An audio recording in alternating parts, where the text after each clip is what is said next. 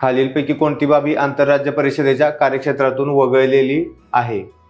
तर राज्यांमध्ये तंटे उद्भवले असतील तर त्याबाबत चौकशी करणे, त्यावर सल्ला देणे. तर आंतरराज्य परिषदेची स्थापनाच यासाठी केली होती की राज्यांमध्ये समन्वय राहावा, यासाठी ही परिषदेची स्थापना केली होती. त्यामुळे पहिला ऑप्शन आहे का?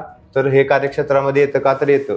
कोणत्याही आंतरराज्य नदीच्या पाण्याचा वापर, वाटप किंवा नियंत्रण या बाबतच्या कोणत्याही तंट्याच्या अभिनिर्णया करता तरतूद करणे.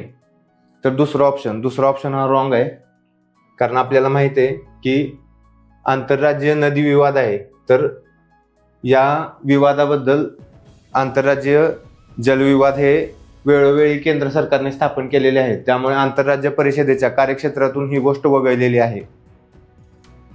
तिसरं स्टेटमेंट आहे, राज्यांपैकी सर्वांचा किंवा काहींचा अथवा संघ राज्य व एक किंवा अधिक राज्य यांच्यात सामायिक हितसंबंध आहेत अशा विषयाबाबत अन्वेषण करणे म्हणजे चौकशी करणे आणि चर्चा करणे.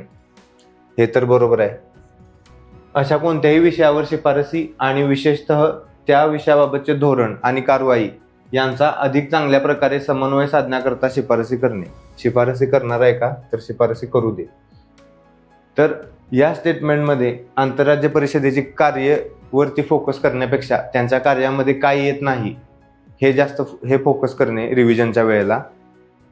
आणि त्यांनी एकदम बेसिकमध्ये चुकवलेलं आहे की ह्या चॅप्टरमध्येच मला वाटते आय थिंक आर्टिकल 263 मध्ये आंतरराज्य जलविवाद याबाबत सांगितलेलं आहे.